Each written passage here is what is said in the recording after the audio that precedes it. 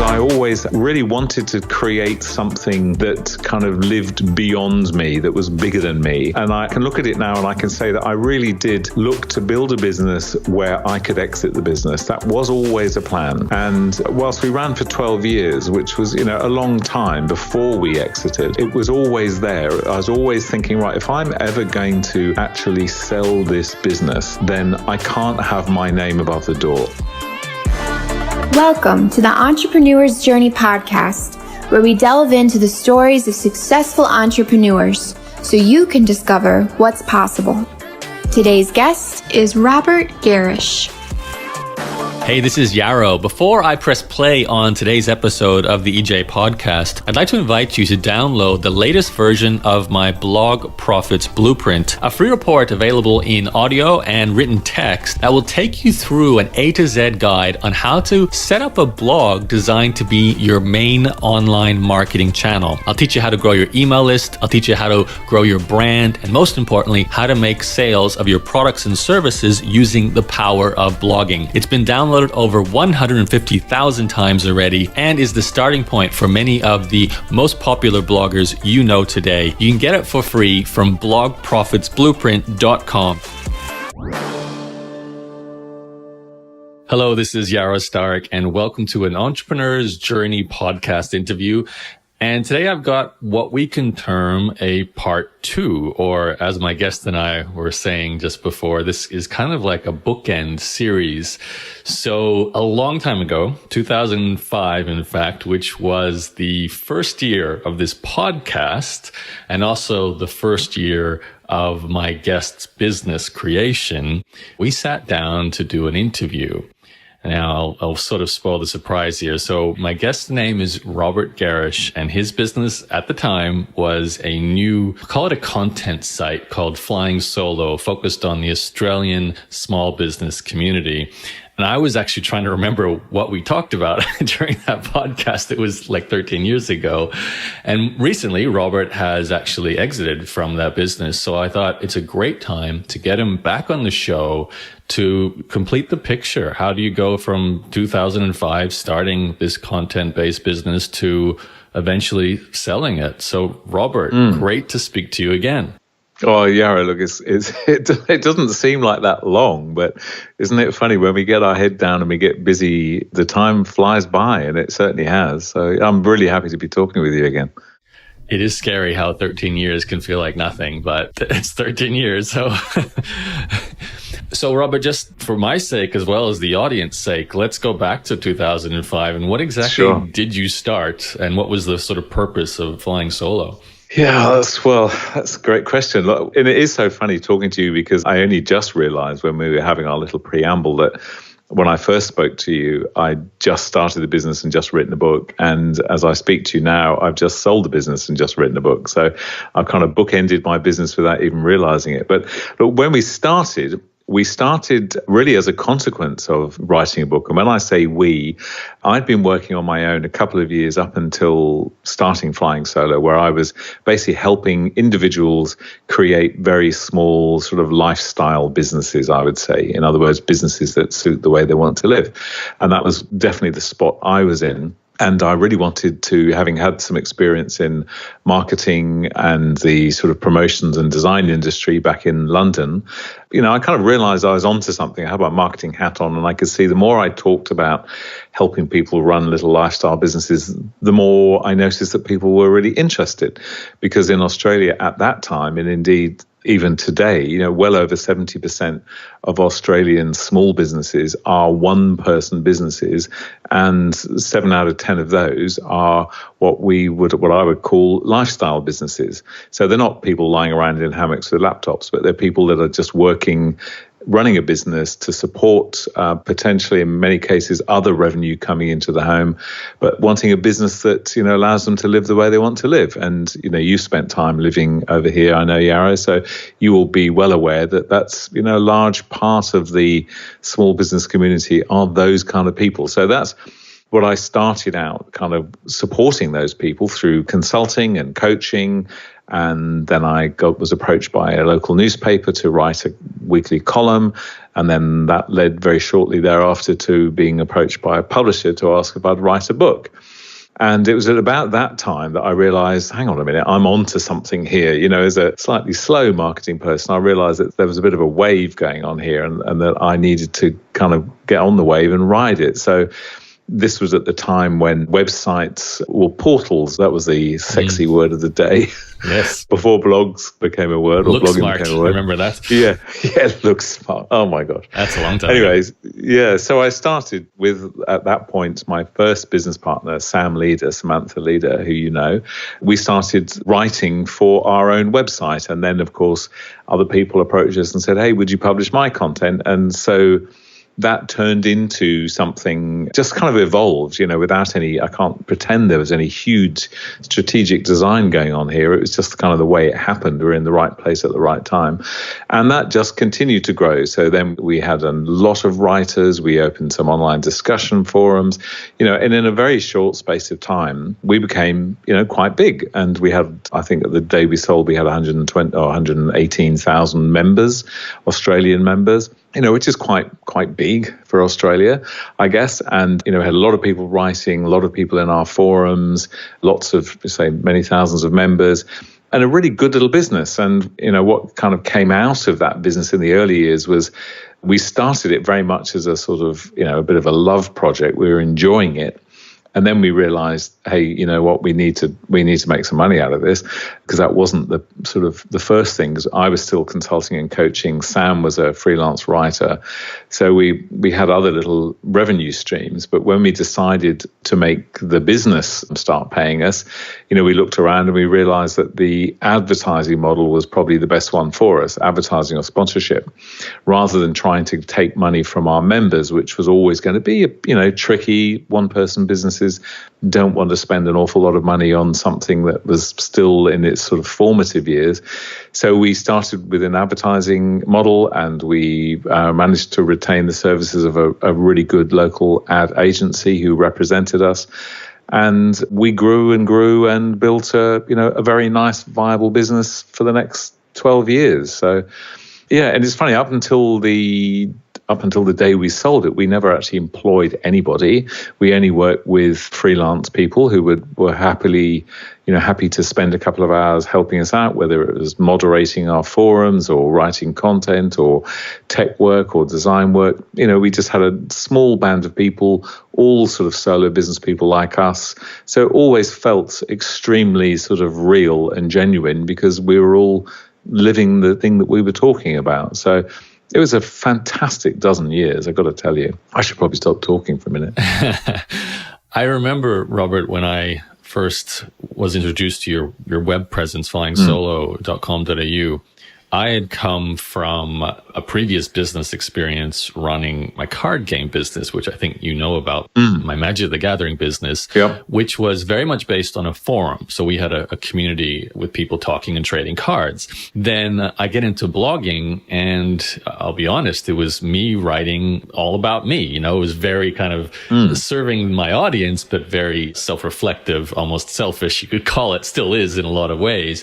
Now, I think it's interesting because I remember when I saw what you were doing, the decision to go more community focused, which you clearly did, because you are an author, an expert, a coach. You could have done exactly what I did and made it the Robert Gerrish Flying Solo show. And just publish your own content, build up your own brand, you know, do like I did, release your own course, you know, become a speaker, which you have done anyway.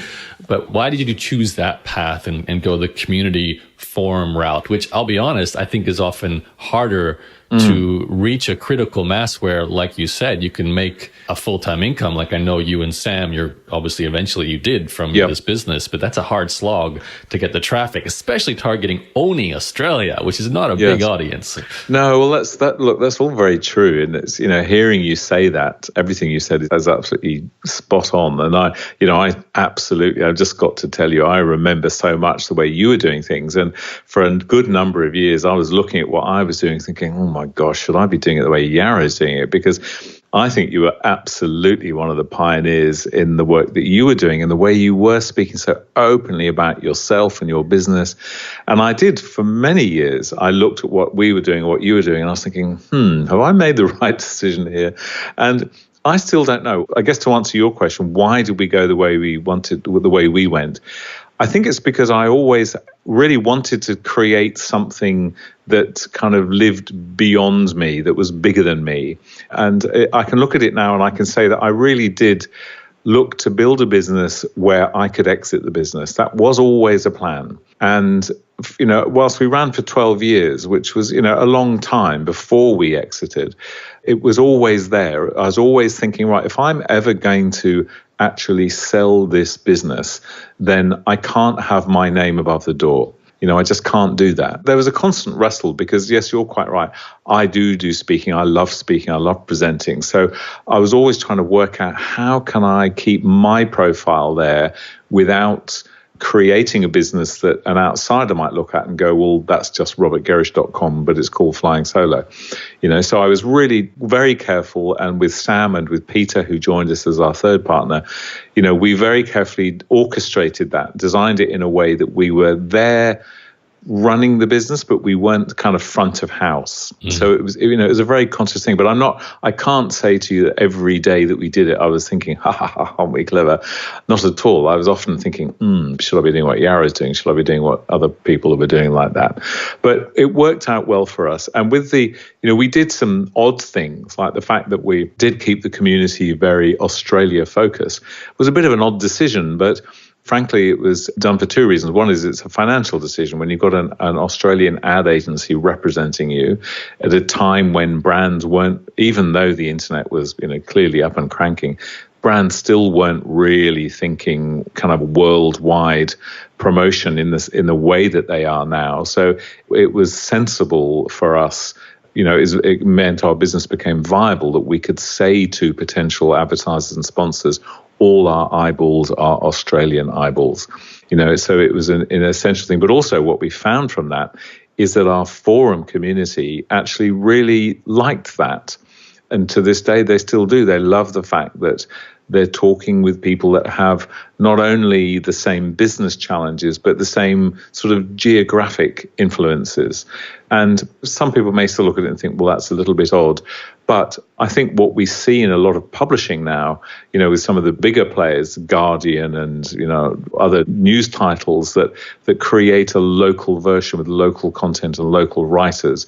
So we've kind of done that. We just haven't replicated ourselves anywhere else. But, I'm hoping that the new owners will have their eye on doing something like that. We just got so busy doing what we're doing that we just stayed concentrating on Australia. Did that answer your question? It's ironic because I obviously questioned myself, should I be doing it how Robert and Sam are doing it? And, especially because you talk about making something you can sell. And I knew that despite having Entrepreneur's Journey as a domain name and a brand, it was the Yarrow show. And if I tried to sell it, most of the value kind of disappears when Yarrow disappears, where certainly that was not the case with Flying Solo.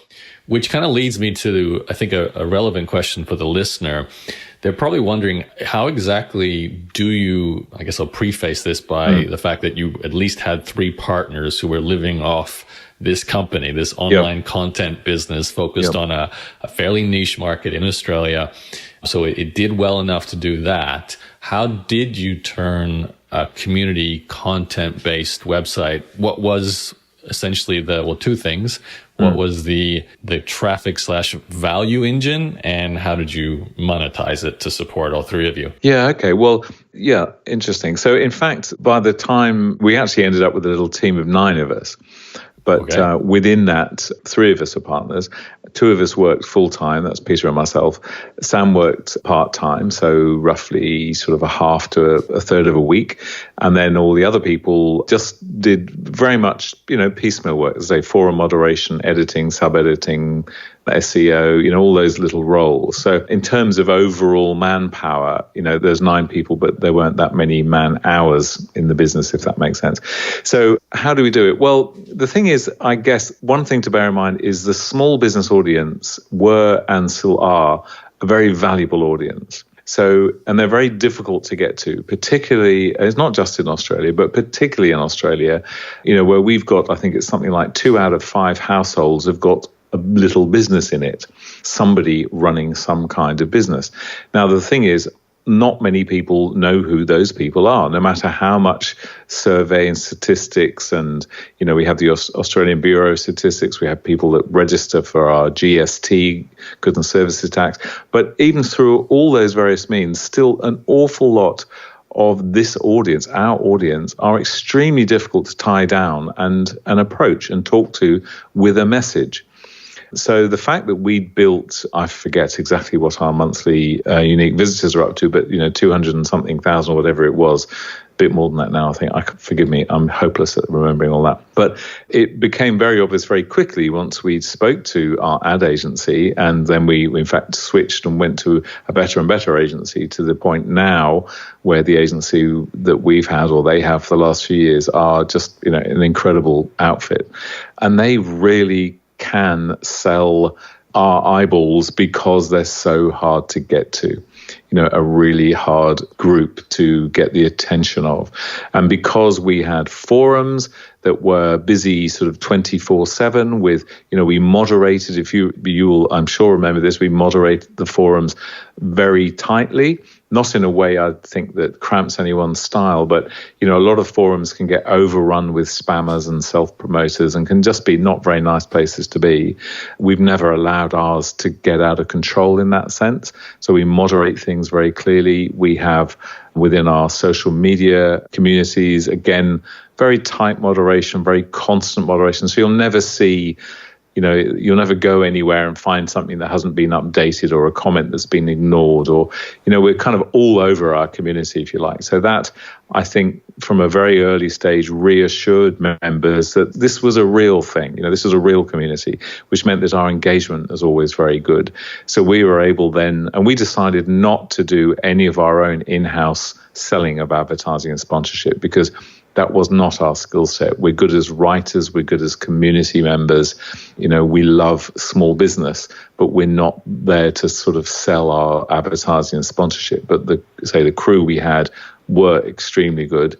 And to an extent, it kind of surprised us, because initially for the first few years, it was very much a business that we ran alongside our other work. But then it just became more serious. I mean, we were never swimming in cash. I'm not going to pretend that it was a hugely lucrative business, but it allowed the 3 of us, or the 9 of us, to live exactly how we wanted to live. And in my book, it doesn't get better than that, so it was just perfect. And I'm sure we'll get on to why when we decided to sell and why, and that process also has just been a very natural sort of evolution of the business. Yeah. Before I ask you about that, I'm very curious about that.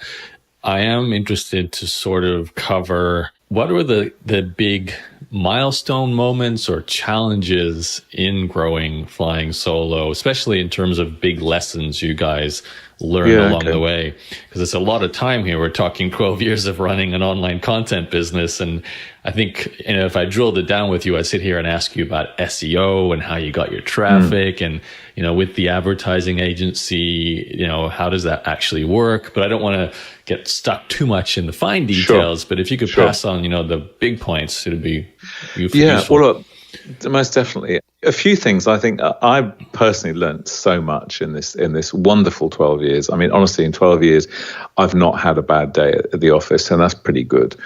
And one of the main things is we have always surrounded ourselves with just lovely people.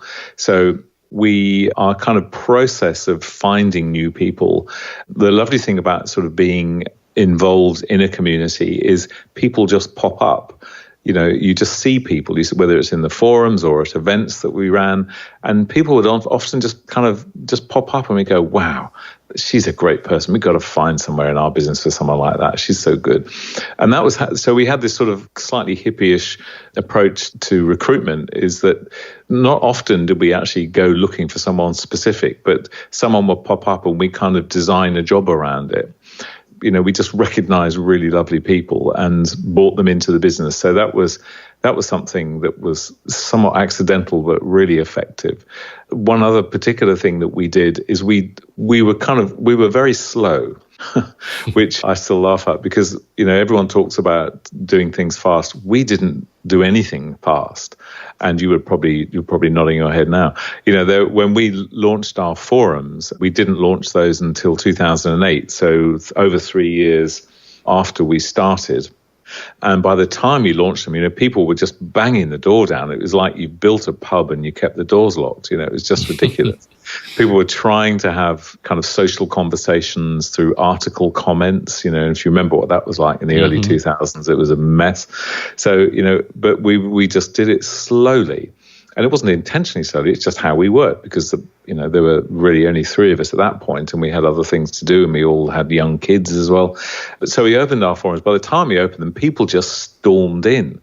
So that was, in hindsight, a really cool decision to delay until the crowd were really wanting to get in and talk. Because as you would know from your own experience, or not so necessarily from your experience, but from your observation, is you will see that a forum that hasn't got many people in it, that's a hard business. That's a hard business to grow. You trying to find people to come in and chat in a forum, really difficult. Well, we never had that problem because we'd left it so long that people burst in the doors, and our job then was just to quickly get some guidelines in place and some rules and, make it happen. And that's what we did. So that was certainly a really key milestone for us and a really important lesson. There was that sort of delay. The other things I would say is that, with slowness kind of permeates a lot of our kind of business history. And we made a decision as a business that, we weren't, as long as we were a few steps ahead of our community, then that was an okay place to be. We didn't have to trailblaze. We didn't have to be the first people that were all over SEO when SEO became a thing. We didn't have to be the first people that were into podcasting when podcasting became a thing. We sat back and we had a look and we observed and we watched. And then when we were good and ready, we launched something. And again, what often did happen to us is our community would say, guys, you need to have a think about SEO. Do you even know what it is? We'd have comments like that in our forums. And then we go, actually, no, we don't know. We better find out about that. So, and that's how we did things. We did things at the point when it just got to the stage when it was so glaringly bloody obvious that we should do something, that we did it. We were never early adopters of anything. And I think in hindsight, that's been really good for us. It's all a matter of kind of, I think, really knowing who your audience are. Now, for you, if I look at you and your business, you can't really be like that, I don't think, through entrepreneur's journey. You've always been, from what I observe, a trailblazer. We would often see what you're up to and go, okay, well, in about a year's time, we better start thinking about what Yara's doing. But there was no demand for us to be that fast, to be at the front. As long as we're a good few steps ahead of our mass, of the heartland of our community, then we were doing okay. Mm. And we would often write in our forums, we'd say things like, yeah, we've heard about that too. We're not really sure yet, but, don't worry, we'll come back once we've worked out what we're doing. And that's how we'd approach it. That's how we did so many things. I think the other thing that I would say was a very good decision with us is that we chose our agency really well. We made ourselves very attractive in terms of the audience that we had, but we pitched high. We really, I look at the agencies that we worked with, and we were very fortunate to get any of them, I think, because we were a small business, but we were always very professional in everything that we did. We had everything was absolutely, transparent in terms of our stats and this was a time when in the early days, often there were people, I won't name names, but competitors in our industry who were making up all sorts of stuff about figures and eyeballs. It was just complete rubbish. But we decided at the outset, no, we're going to do this properly. We signed up with Nielsen, who were at the time, the best kind of measure of real traffic. And even though their figures that they spat out were about a third what Google Analytics was giving anyone, we made the commitment at the beginning to go with the right people that would give what the agency really wanted, if that makes sense. Yes. You know, we didn't mess about with any of that. We gave them everything that they wanted. And even sometimes they come back and go, well, look, it's great that we've got these real figures, but unfortunately, you know, we're going to have to kind of draw our estimates back because you haven't got enough people yet. I mean, okay, well, let us work on that. So, you know, we do that. We did a lot of live events. We got involved particularly in Facebook relatively early on. You know, I would forever be out talking at small business events and networking groups and things. And, you know, the thing that really, I guess the one piece that's still, to my mind, is proof, you know, that it really still works is this whole word of mouth thing.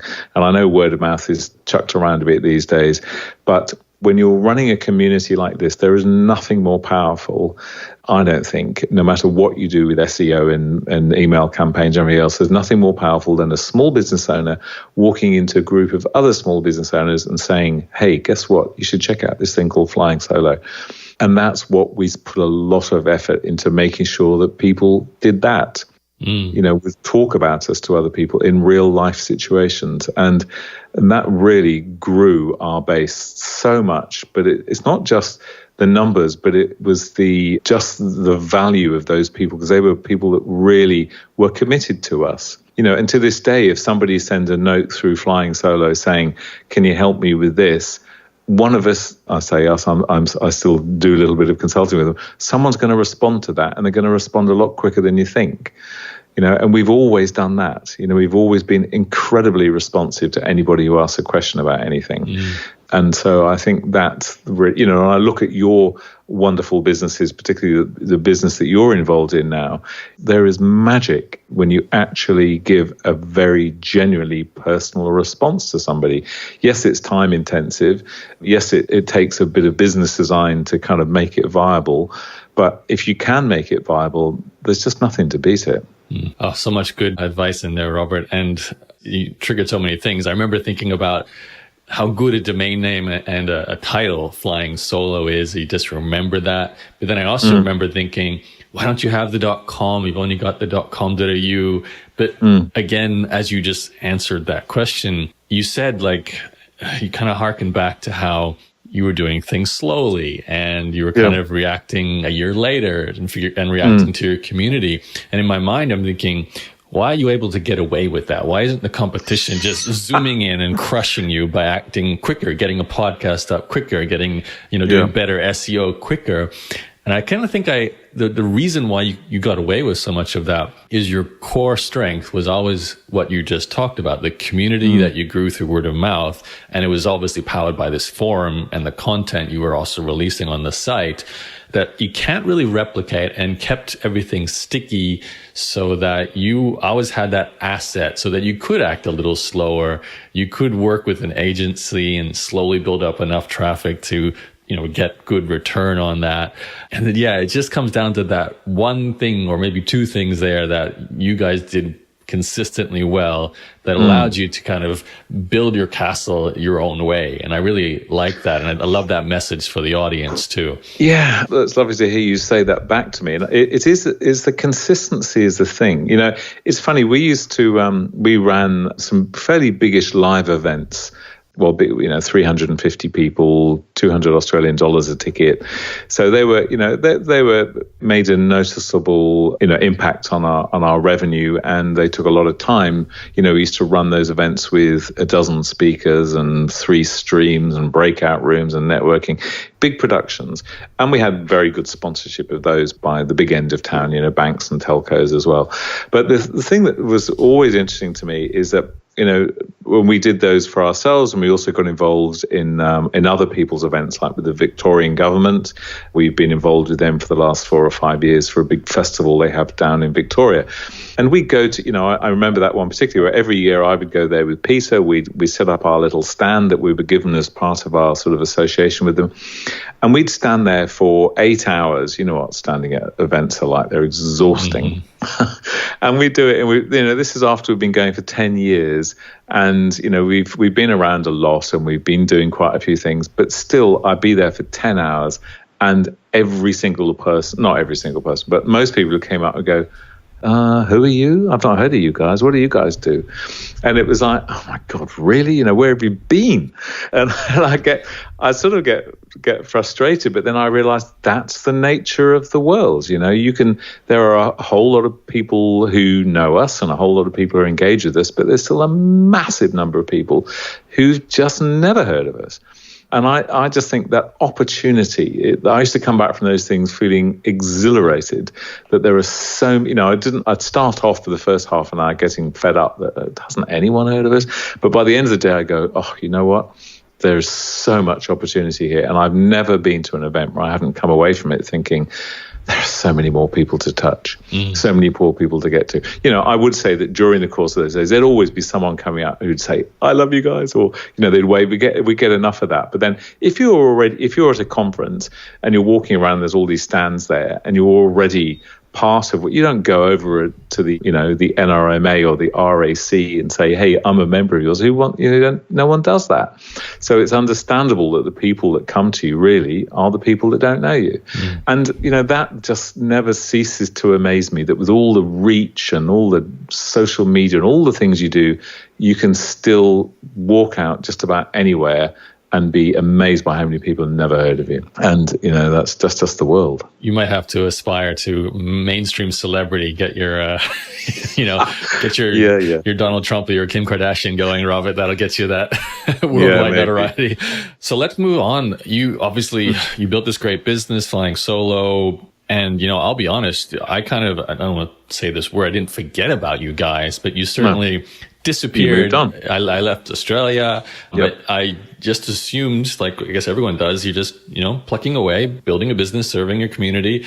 It's funding 9 people. And then just recently, I can't remember exactly when it was, but certainly within the last 12 months, I see on Facebook a message from your co-founder or partner, Sam Leader, saying that we're basically sharing this news article that most Australians will know this name, Kochi, David Koch, who's a bit of a television personality in Australia, known in the kind of finance business world. He does like a morning television show, at least he did when I left. Yeah, still does. Certainly got mainstream fame in Australia, had acquired your business. So I was like, wow, okay, that's really interesting. And I think, you know, you came and said hello to me maybe a month or 2 or 3 after I saw that announcement. And yeah, that's why we're doing this podcast, obviously. So I'd love to know, to sort of, like you said, complete the bookends here. How did you reach the point that you wanted to sell? Was this something you actively pursued, or did they approach you? How did it all come to pass? Yeah, okay. Well, I'd love to tell you about that. It's interesting how that happened. So if you wind the clock back again, remember that at the outset, we kind of thought, let's build a business that one day we might sell. That was always sort of there somewhere. And I think, you know, all of us in life, we carry through certain things that we've had from our life experience, our families and so on. And my father was a small business owner, and he became ill at about the age I am now, funnily enough, in his mid-60s. I'm in my early 60s. In his mid-60s, he became very ill, and he kind of couldn't get out of his business. And it all ended very unfortunately for him. And by the time he died at 64, he really didn't have anything. He'd hung on to his business for too long. And I've always kind of had this throughout my career thinking, I'm not going to do that, Dad. I'm not going to do that. And so that was my drive. And Sam had a similar sort of drive in her, and Peter too. So we all sort of had it there. And what did actually happen a couple of years ago, we were approached by a company who were interested in buying us. And so, you know, we thought, okay, yeah, you know, this is exciting. So we went through the whole due diligence process with them, which means they have a good look at everything. You know, they get all your accounts and all your systems and processes. And happily, that was pretty well a cinch for us to pull all that together, because we had from day one really set our business up well. You know, we had procedures and systems all written down for every single part of the job of the business. Every role that everybody had was all very clearly defined. So it was very straightforward for us to get all that stuff together. I mean, it took time, but we got it all together. And we went through this process with these guys, and they were looking at us, and they were talking to our agency, and they were looking at our community and all of this, and got all our figures, facts and figures and everything. And at the time this was going on, I was kind of getting to the opinion, I don't like these people very much. Peter, who was working closely with me on it, he was, he's 20 years my junior. So for him, it was a slightly different stage of life. And also I did own the majority of the shares. So it was a bigger thing for me than it was going to be for him. And anyway, so there was me going about, I'm not sure if I like these people very much. And Peter was saying, can we just sell it? And there was a possibility of a nice sort of job for both of us in there for a while as well, and possibly Sam. Anyway, we went through that process with these guys. And at the end of it, they came up with an offer, and it was just a woeful offer. And by the end of that, I really didn't like that at all. After that, I said, well, you can go away, in not so many words. But so they went away, and with a flea in their ear. But the process of going through all that was very interesting. And it's funny how when you actually get through that process, how it can impact you. And it impacted me in a way that I thought, I felt so incensed when they came up with such a silly offer, because I thought I'd, reminded myself of our value through this whole process. And it's not just value in terms of our revenue or on, it's all about our engagement and our reach and our relationships with government and state and federal government and all these other organizations and our blue chip advertising and sponsorship clients that we'd had for years. There was real value there. And I understood that more having gone through that process. So anyway, those guys went away, but we had this, Google Drive document with all our data in it. And so I announced to Sam and Peter, I said, right, well, look, my job for the next 12 months is to find us somebody who is going to be more serious about us and will give us and the brand the future that we want. So that was my project at the beginning of 2017, was to work out how to sell this business and to find the right person. Now, I should just wind the clock back a tiny bit more again and say the main drive for us actually was that for us to really succeed as an online publisher, we either needed to develop a whole lot of new skills that we didn't currently have, or buy those skills in, or partner with somebody, or sell to somebody. Mm-hmm. And by that, I mean, it's no longer just about creating content and publishing content. What we would being asked to do more and more is create more video content or audio content, or get involved in live streaming, or lots of different activities that frankly wasn't our skill set and not necessarily what personally what I really wanted to do. I didn't want to do all that stuff. So it was a good time to look around at some other people. So what we did, the process actually that I kind of pulled together was so simple, it still makes me smile. I joined LinkedIn Premium for their free 30-day offer. Cheapskate that I am. I sat down and thought seriously about who are the people that might be interested in us. And I looked at all the sort of publishers that are in a similar space. I also then looked at other sort of brands, other sectors that could maybe benefit from having a community plugged into them. So some of the cloud accounting people, Intuit, QuickBooks, Xero, MYB, all those people. I also looked at other organizations like domain registration companies, so Net Registry and Melbourne IT and a few other, GoDaddy and a few other those people. So we pulled together a list of, okay, these people could be interested. And then we had a couple of sort of oddball, kind of side hustle type people that we could have a talk with as well. And I reached out to all of those people via LinkedIn, and I just told them the truth. I said, hey, I've been doing this for this long. This is who we are. This is what we've done. I'm in my 60s. Peter is in his 40s. Sam was happy to sort of exit completely at that juncture. And Sam had been running all our sort of admin, staffing and financial side of the business. So we knew that would be unlikely to be a role that would necessarily, be sought by any new buyers. So those are the conversations we had. I just contacted these people and going, hey, this is who we are. This is what we've been doing. We'd like to have a chat. And I didn't really say much more than that. And so we did. And I contacted probably a dozen people. And of those, I think everyone responded. But I think maybe 6 or 7 actually wanted to have a meeting with us. And in those meetings, I didn't use the we're for sale language necessarily. I just said, hey, this is who we are. This is what we've done. This is who I am. This is who Peter is. We reckon you could do with the community. What do you think? Is there any merit in us talking? In a very short space of time, we got into a conversation with 3 people, 2 publishers and one of our left field people who was an entrepreneur, a very cashed up entrepreneur who was also very interested. And so began a really delightful process of negotiation between us and these three people, and it was I loved every minute of it. I don't know whether it's because my first job ever was selling cars, but I just loved the whole deal process. And I've made a promise to myself right at the beginning that I would never tell a fib to anybody at any point in the process. Never mind a lie, I wouldn't tell a fib. I wouldn't say anything that wasn't 100% truthful. And I'm very happy to say I went through the whole process being true to my word. It was just lovely. And is that a fib, Robert, right there? No, it's not a fib. No. I tell you what, I'll tell you one thing. I got so near to fibbing where it ended up that we had two serious contenders. So that was Kochi, who ended up buying us, and another big Australian publisher based in Melbourne. And so Sydney knew there was a Melbourne buyer and Melbourne knew there was a Sydney buyer, but we didn't name names.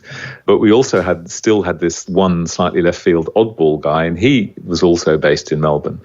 And so, I was saying to Melbourne, well, Sydney have upped it to this, so you need to make some changes if you're going to be in the running of all this stuff. And then we had a meet. So we thought we were going to be selling to the company in Melbourne. But then literally at the 11th hour, the chairman of that company rang me and said, look, I'm sorry, we're pulling out.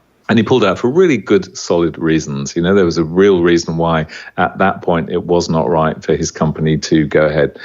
But we had a meeting like half an hour later with Kochi and this other left field guy, but he was frankly a little bit away with the pixies. One minute he'd be there, next minute I wouldn't hear from him for weeks. So I kind of given up on him completely. But as we were literally walking across from one part of Sydney to the other to meet with Kochi, he rang me, the oddball guy rang me and said, he is still available. I said, yeah, still possible. So by the time we got to Kochi, we sat down, and first thing that Kochi said to me is, are Melbourne still in the picture? See where this is going? Okay. Yeah, and I said, yes, Melbourne is still in the picture. And so it wasn't a fib, but it was the slightly left field guy. They came to the party and we signed there and then. So that was that. And the great news is Peter, one of my partners, got a fabulous job within Kochi's group. Sam is very happy to exit and she's writing a book and she has 3 young kids. And I still do a sort of consulting thing with Flying Solo where I still do their podcasts and I speak at their events and write articles and do bits and pieces. But I mean, Kochi's crew, just perfect fit, perfect. And you said you've written another book. So is that in any way connected? Well, no, it's not really. Well, the book is called The 1 Minute Commute, and it's basically a book that's all about how to run a small one-person home-based business. And it's everything I knew when I wrote the Flying Solo book in 2005, plus 12 years of real close observation with, 100-odd thousand people that are doing it. So it's a thicker, bigger, more complete book, and it coincidentally launched 2 weeks ago in Australia, and I've just come back from a little trip down to Melbourne. It's so nice to see booking all these bookshops in the airports and things. So, but it's ironic that I launched the business just after writing a book, and I've written a book just after selling the business. So, but it wasn't designed; it was somewhat accidental. But that's funny how the world goes, isn't it? We'll make sure both books are in the show notes for this episode. I know you've got a very important lunch meeting coming up in 5 minutes, Robert. Got to make my son a toasted sandwich. Yes. Yes. There are so many questions I have about the sales process and everything that happened. It's such an exciting, like you said, it sounds like you loved it, way of exiting your company. But not enough time, but I do have one last question I want to get out there for the listeners. So, we've got people who are probably about to start their first company, or maybe are in the middle of running some kind of online business, and they might be thinking about exiting. What's your advice now, having gone through the whole gauntlet, to them? Is there, would you do things differently? Would you say just do exactly what you did, build something slowly, find the perfect buyer, and then, gracefully exit and write a book? What's your advice? Well, look, I wouldn't do much differently, to be honest, because if I look back on 12 years, I've loved every minute of those 12 years. So why would anyone want to change any of that? So I wouldn't. But I would say to anybody starting now, I do think that the key thing really is absolutely understanding. I mean, it just I sound so silly saying it, but is really understanding who you serve. And just having the courage all the time to look at, is what I'm doing good for the people that I serve? Because if you start doing, we never ran our business or looked at things and thought, well, if we do that, we'll make more money. If we do that, we never felt like that. We never thought like that. We always thought, well, is this what people want? Is this what our audience wants? Are they going to like this? That was at the core of everything that we did. We stuck with that. And so I think, and if you look around at, startup failure, the biggest reason for failure that I've seen repeated a number of times by a number of research is that there's no market need for what the people are doing. And you just think, well, how can that be? It's because often we get started in business, we make a little bit, we do a little bit here, but in truth, there's not enough need for what we're doing. And that's the bit we've got to focus on is do people want what you're doing? Do people want what you're doing? And if they don't, we'll go, if they don't appear to, go out and talk to them some more, find out what it is that they want. I just keep focused on that because if you get, before we record today, Yarrow, you were saying, I forget the exact phrase that you used, but it's this notion of, you found something with your latest work where you're answering a real pain that people have, A headache pill. A pill for a headache. Pill. Yeah. That's right. And that is the business you want. That's the business you want. And if you haven't got it, then keep redesigning it until you do. Because when you've got that, then everything becomes, any number of options become possible, And the other final point I'd say to that is, there's the phrase that's often used is design with the end in mind. Design your exit from day one. Well, who does that? No one does that. But it would be good if you did. And that's one thing I realized in hindsight is we've kind of, we got away with it. Okay. But we could have done it better if from day one we'd really thought, right, what we're building here is a brand, not a personal brand, not a thing for each individual, but we're building a brand, something that the people are going to love. If I could have held that a bit stronger all the way through, I think that could have been beneficial. As it was, by dint of the fact that we were listening to the wisdom of the crowd all day, every day, our community really turned us into the strong business that we became, more so than the people running it. We were, it's like a pub. Some people in the forums did liken our community to a pub. Our job in the pub, we're the people that wipe the bar down, make sure the music's not too loud, throw out rowdy people, rearrange the furniture, repaint every couple of years. That's our job. And that when we finally realize that's who we are, that's what we've got to do. We've got to create the place where people are comfortable and people feel supported. That's when we really got our value. Whereas at the beginning, I was thinking, no, I'm the guy that's going to stand on the bar and tell them how good I am and how, and do all that expert stuff. But then I realized no one wants that in a pub. They don't want that. They don't want the person bashing through the door going, look at me, look at me. That's not what makes for a good community. So, I'm just running on a bit here now, but those are things in hindsight that I've realized it's always thinking of what is it you do, what headache do your people have, what pill are you creating, and just don't move from that. Great advice, Robert, and advice that comes from 12 years now of growing a content-based online business in a niche market of Australia, small business owners. So there's so many good lessons for the audience. For the audience, if they want to see what you're up to today, where can they find now the expert Robert Gerrish? Well, that's lovely. Well, they'll find me at robertgerrish.com. So I'm playing around with some things there. I've got a new podcast called Mellow Brick Road, where I speak with people that are doing interesting, creative things. And I'm kind of freewheeling for the next 12 months. I'm not worried about where I go. I just want to. I'm looking for my sort of next connection point, and I'm just really going out, being a bit of a investigative journalist with people that are running businesses, and looking for my next new little direction. So it'll be fun. Well, thank you for spending some time today to close the books and finish the story. It's been great to hear the success, and I love hearing an exit from a business. So congratulations, Robert. Thank you, Yara. Thank you so much.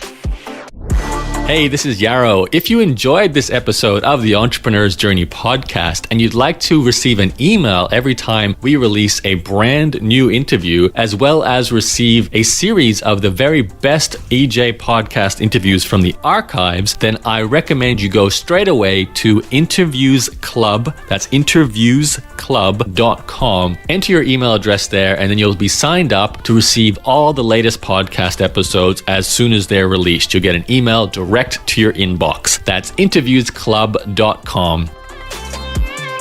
Here's a sneak peek for the next episode.